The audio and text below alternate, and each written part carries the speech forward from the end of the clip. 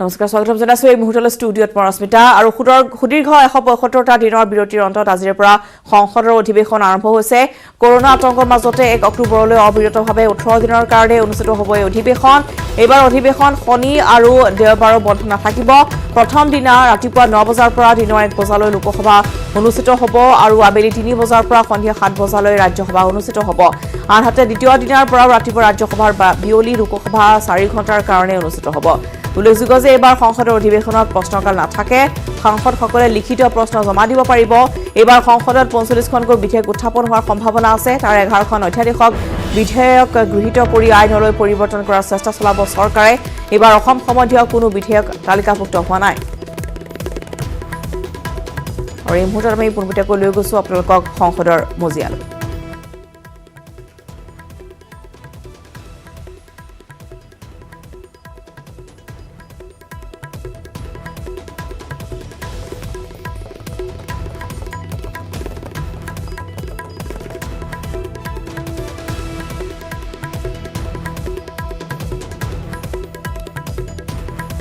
আজিৰ পৰা আৰম্ভ হৈছে সংসদৰ অধিৱেশন আৰু সুদীৰ্ঘ 175টা দিনৰ বিৰতিৰ অন্তত ইতিমধ্যে সংসদৰ অধিৱেশন আজি আৰম্ভ হৈছে কৰোনা মহামাৰী আতংকৰ মাজতে 1 অক্টোবৰলৈ অবিৰতভাৱে 18 দিনৰ কাৰণে সংসদৰ অধিৱেশন এবাৰ অনুষ্ঠিত হৈছে 9 বাজিছে বৰ্তমান আৰু 9 বজাৰ লগে লগে আৰম্ভ হৈছে সংসদৰ অধিৱেশন এবাৰ অধিৱেশন শনি আৰু দেওবাৰৰ বন্ধ নাথাকিব অৰ্থাৎ প্ৰতিটো দিনতে অবিৰতভাৱে 18টা দিন से भी अधिक का अनुभव रहा वे एक लोकप्रिय नेता थे जो अपनी बुद्धिमत्ता विद्वता राजनीतिक कौशल के साथ साथ एक उत्कृष्ट वक्ता के रूप में भी जाने जाते थे प्रत्येक राजनीतिक दल में उनका सम्मान और आदर था सदन में होने वाली बहसों को वे बहुत महत्व देते थे संसद के केंद्रीय कक्ष में अपने विधायी भाषण के दौरान उन्होंने सभी पार्टियों के विशिष्ट वक्ताओं का नाम लेकर कहा था कि उनके भाषणों ने उनके व्यक्तित्व को गढ़ने का काम किया उनका विचार था कि भारत का संविधान मात्र एक कानूनी दस्तावेज नहीं है बल्कि देश के सामाजिक आर्थिक परिवर्तन के लिए मैग्ना कार्टा के समान है अपने लंबे राजनीतिक जीवन में स्वर्गीय प्रणब मुखर्जी ने देश के राजनीतिक घटनाक्रमों का अवलोकन ही नहीं किया बल्कि उसमें सक्रिय भूमिका भी निभाई कालांतर में अपने दीर्घ अनुभवों विशद ज्ञान को उन्होंने पुस्तक के माध्यम से हमारे साथ साझा किया ये पुस्तकें वर्तमान भारत के और সংসদৰ পৰা ইতিমধ্যে প্ৰধানমন্ত্ৰী নৰেন্দ্ৰ মোদীয়ে মন্তব্য एक लंबे अंतराल के बाद आज आप सबके दर्शन हो रहे हैं आप सब कुशल हैं ना कोई संकट तो नहीं आया ना आपके परिवार में भी चलिए ईश्वर आपको सलामत रखे एक विशिष्ट वातावरण में संसद का मानसून सत्र आज प्रारंभ हो रहा है कोरोना भी है कर्तव्य भी है और सभी सांसदों ने कर्तव्य का रास्ता चुना है मैं सभी सांसदों को इस पहल के लिए बधाई देता हूं अभिनंदन करता हूं और धन्यवाद भी करता हूं बजट सत्र समय से पहले ही रोकना पड़ा था इस बार भी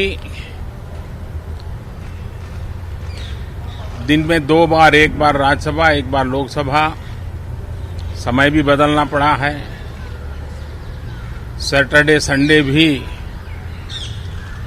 इस बार कैंसिल कर दिया गया है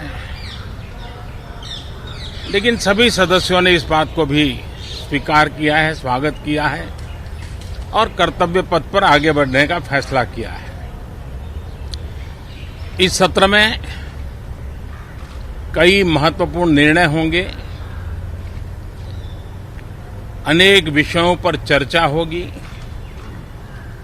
और हम सबका अनुभव है कि लोकसभा में जितनी ज्यादा चर्चा होती है, जितनी गहन चर्चा होती है, जितनी विविधताओं से भरी चर्चा होती है, उतना सदन को भी, विषय वस्तु को भी और देश को भी बहुत लाभ होता है। इस बार भी उस महान परंपरा में हम सभी सांसद मिलकर के वैल्यू एडिशन करेंगे, ऐसा मेरा विश्वास है। कोरोना से बनी जो परिस्थिति है, उसमें जिन सतर्कताओं के विषय में सूचित किया गया है, उन सतर्कताओं का पालन हम सबको करना ही करना है। और ये भी साफ है, जब तक दवाई नहीं तब तक कोई ढिलाई नहीं। हम चाहें कि बहुत ही जल्द से जल्द दुनिया के किसी भी कोने से वैक्सीन उपलब्ध हो, हमारे वैज्ञानिक जल्द से जल्द सफल हो और दुनिया में हर किसी को इस संकट में से बाहर निकालने में हम कामयाब हो। इस सदन की और भी एक विशेष जिम्मेवारी है और विशेष करके इस सत्र की विशेष जिम्मेवारी है। आज जब हमारी सेना के वीर जवान सीमा पर डटे हुए हैं, बड़ी हिम्मत के साथ, जज्बे के साथ, बुलंद हौसलों के साथ दुर्गम पहाड़ियों में डटे हुए हैं और कुछ समय के बाद बर्फ वर्षा भी शुरू होगी। जिस विश्वास के साथ वो खड़े हैं, मातृभूमि की रक्षा के लिए डटे हुए हैं, ये सदन भी, सदन के सभी सदस्य एक स्वर से, एक भाव से, एक भावना से, एक संकल्प से वो संदेश देंगे, सेना के जवानों के पीछे देश खड़ा है, संसद और सांसद सदस्यों के माध्यम से खड़ा है, पूरा सदन एक स्वर से देश के वीर जवानों के पीछे खड़ा है। ये बहुत ही मजबूत संदेश भी ये सदन देगा, सभी माननीय सदस्य देंगे, ऐसा मेरा पूरा विश्वास है। मैं आपसे भी आग्रह करूंगा कि कोरोना के कालखंड में आपको पहले की तरह मुक्ति से सब जगह पे जाने का अवसर नहीं मिलेगा। अपनों को खुद जरूर संभालना दोस्तों। खबरें तो मिल जाएगी, आपके लिए कोई मुश्किल काम नहीं है, लेकिन खुद को जरूर संभालना, ये मेरी आपको पर्सनल प्रार्थना है। थैंक यू दोस्तों। আৰু এয়া আছিল অধিৱেশনৰ পূৰ্বে প্ৰধানমন্ত্ৰী নৰেন্দ্ৰ মোদীয়ে সংবাদ মাধ্যমৰ আগত কেতবোৰ মন্তব্য তেওঁ আগবঢ়াইছে আৰু ইতিমধ্যে তেওঁ উল্লেখ কৰিছে যে এনেদৰেই বৰ্ষাকালীন এবাৰ অধিৱেশন এবাৰ লোকসভা ৰাজ্যসভা অনুষ্ঠিত হ'ব। সময় কিছু সালসলনি ঘটোৱা হৈছে, যিহেতু ৰাজ্যত বৰ্তমান সমগ্ৰ দেশতে বৰ্তমান কৰোনা মহামাৰীৰ সংহাৰ আৰু লগতে প্ৰশ্নকাল নাথাকিব। এইবাৰ লিখিতভাৱে দিব পাৰিব প্ৰশ্নসমূহ আৰু প্ৰথম আৰু অধিৱেশনৰ আৰম্ভণিতেই प्राक्तन राष्ट्रपति प्रणब मुखर्जी श्रद्धा निवेदन करा हुआ। अधिकारिता संबंधी समिति, जल संसाधन समिति और रेल संबंधी समिति के सदस्य। इससे पूर्व श्री जावले वर्ष 1999 से 2004 तक महाराष्ट्र विधानसभा के सदस्य रहे। श्री हरिबाव खबर रिजाम समय হৈছে এটি চমু বাণিজ্যিক বিৰতি। অংশলৈ অসমত কমা নাই কৰোনা ভাইৰাছৰ প্ৰকোপ। 1,41,763 জনলৈ বৃদ্ধি পাইছে কৰোনা আক্ৰান্তৰ সংখ্যা।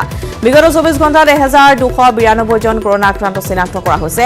ইয়াৰে ভিতৰত গুৱাহাটীত 422 জন, যোৰহাটত 134 জন, লখিমপুৰত 107 জন চিনাক্ত হৈছে। বৰ্তমানলৈকে কৰোনা আক্ৰান্ত হৈ মৃত্যু হৈছে 469 জনৰ। কৰোনাত আক্ৰান্তৰ শতকৰা হাৰ 8.33% বৃদ্ধি পাইছে। বৰ্তমানলৈ আৰোগ্য লাভ কৰিছে 1,10,882 জন লোকে। চিকিৎসাধীন হৈ আছে 30,409 জন ৰোগী। পুনৰ জনাইছো যে অসমত কৰোনা ভাইৰাছৰ প্ৰকোপ এতিয়াও কমা নাই।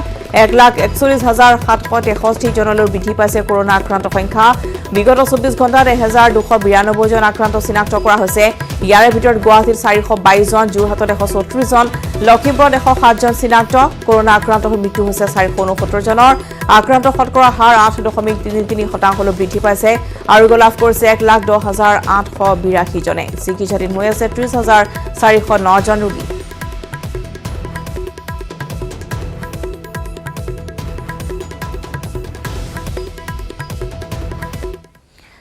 আজিৰ পৰা উজনি অসমত চলাচল কৰা যাত্ৰীবাহী বাহনসমূহৰ 72 ঘণ্টীয়া চকা বন্ধ কাৰ্যসূচী। 50% যাত্ৰী কঢ়িওৱাৰ বিৰোধিতা কৰি কৰোনাৰ নামত অযথা হাৰাশাস্তিৰ অভিযোগ তুলি লগতে বাছৰ মালিক কৰ্মচাৰীৰ আৰ্থিক অৱস্থালৈ গুৰুত্ব নিদিয়াৰ অভিযোগত এই প্ৰতিবাদী কাৰ্যসূচী ৰূপায়ণ কৰা হৈছে। পুনৰ জনাইছো যে উজনি অসমত চলাচল কৰা যাত্ৰীবাহী বাহনসমূহৰ 72 ঘণ্টীয়া চকা বন্ধ কাৰ্যসূচী আৰু যি কোভিড প্ৰটকল আছে সেই প্ৰটকল অনুসৰি আচলতে 50% যাত্ৰীহে কঢ়িয়াব পাৰিব বাছত, যাৰ ফলত তেওঁলোকে যথেষ্ট লোকচানৰ সন্মুখীন হ'বলগীয়া হৈছে বুলি অভিযোগ উত্থাপন কৰিছে।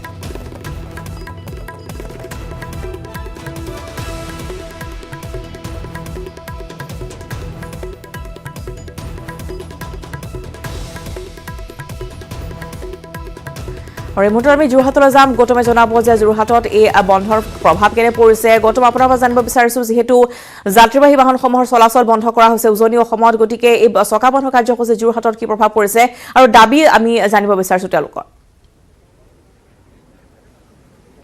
হয়, নিশ্চয়কৈ ৰশ্মিতা, কেৱল যোৰহাটে নহয় সমগ্ৰ উজনি অসম তথা উজনি অসমৰ পৰা নগাঁও পৰ্যন্ত বা গুৱাহাটী পৰ্যন্ত যি যাতায়াত ব্যৱস্থা সেয়া স্তব্ধ হৈ পৰিছে আৰু এই স্তব্ধ অব্যাহত থাকিব 72 ঘণ্টা পৰ্যন্ত, অৰ্থাৎ 3 দিনলৈকে।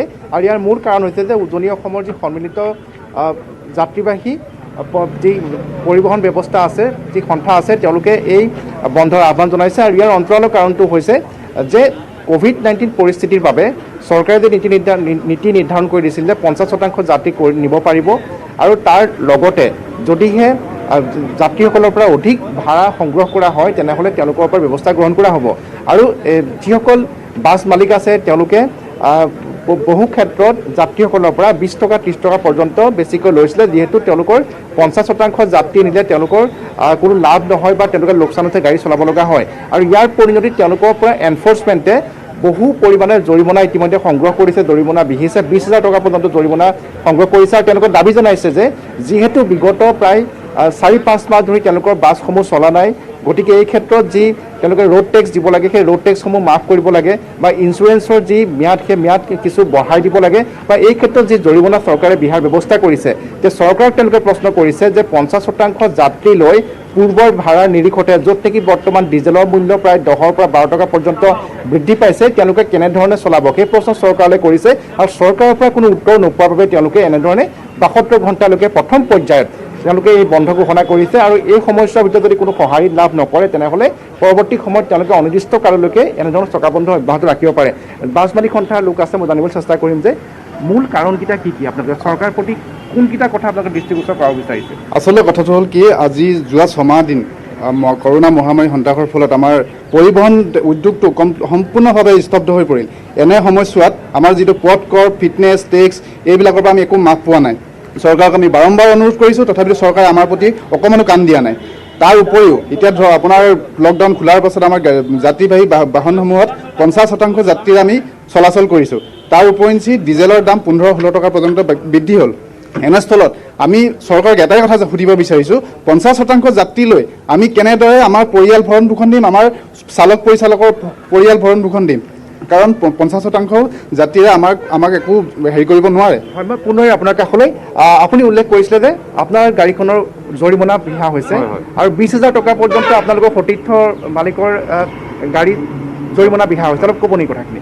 গাড়ীখিনি চলোৱাৰ পিছত যেতিয়া 50% পেচেঞ্জাৰ লৈ পেলাই আমাৰ গাড়ীবোৰ চলাব দিছে, ঠিক তেনেকৈ আমি চলাইছোঁ। প্ৰত্যেকটো নীতি নিৰ্দেশনা চৰকাৰৰ মানি পেলাই আমি চলিছোঁ।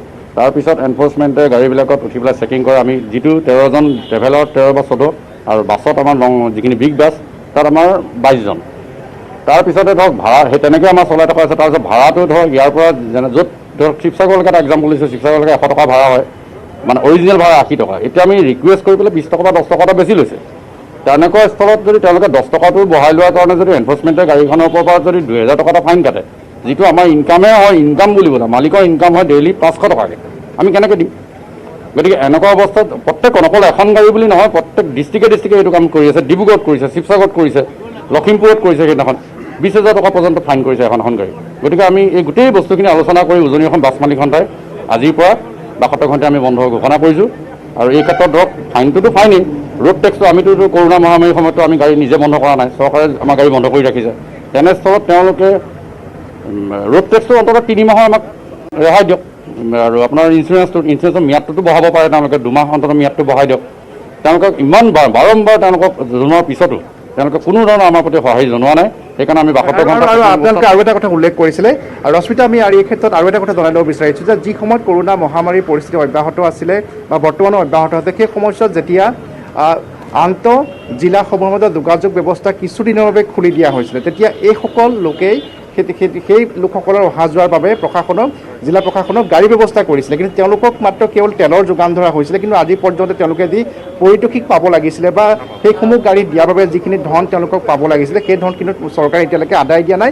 আৰু তাক লৈ তেওঁলোকে অসন্তুষ্টি ব্যক্ত কৰা নাই যে তেওঁলোকে সেয়া সহায় হিচাপে, এনে পৰিস্থিতিৰ সময়ত চৰকাৰ সহায় হিচাপে আগবঢ়াইছিলে। কিন্তু শেহতীয়াকৈ যিহেতু বাৰম্বাৰ কৈ অহাৰ পিছতো চৰকাৰে সংশ্লিষ্ট বিভাগে এই লোকসকলৰ প্ৰতি কোনো সঁহাৰি জনোৱা নাই, তেনেহ'লে যি আগন্তুক নিৰ্বাচন আহি আছে, আমি জানো যে নিৰ্বাচনৰ সময়ত এই গাড়ীসমূহকে অধিগ্ৰহণ কৰা হয় আৰু অতিকৈ গুৰুত্ব আছে এনেধৰণৰ অধিগ্ৰহণ কৰা গাড়ীসমূহৰ। কিন্তু তেওঁলোকে আমাক জনাইছে যে এইবাৰ নিৰ্বাচনৰ সময়ত যদিহে চৰকাৰে এতিয়া এই ক্ষেত্ৰত ব্যৱস্থা গ্ৰহণ নকৰে, তেনেহ'লে তেওঁলোকৰ গাড়ীসমূহ নিৰ্বাচনত ব্যৱহাৰ কৰিবৰ বাবে তেওঁলোকে নিদিয়ে। মই জানিবলৈ চেষ্টা কৰিম কেনে এটা প্ৰস্তাৱ আপোনালোকে ল'বলৈ গৈ আছে। হয়, যদি এতিয়াতো আমি 72 ঘণ্টা বন্ধ কৰিছোঁৱেই, যদি ইয়াৰ পিছত আমাৰ আকৌ পৰৱৰ্তী সময়ত আমি দেখিম যদি চৰকাৰে আমাৰ প্ৰতি কোনো ধৰণৰ তেনেকুৱা আওকাণে কৰি থাকে, তেতিয়াহ'লে আমি ভৱিষ্যতে যিটো এপ্ৰিল মাহৰ আমাৰ বিধানসভা ইলেকশ্যন আহি আছে, সেই নিৰ্বাচনত আমি সম্পূৰ্ণ বাছেই হওক, ট্ৰেভেলাৰে হওক, ছুপাৰে হওক, মেজিকে হওক, আমি সকলোৱে মিলিহে এইটো বস্তু কৰিছোঁ।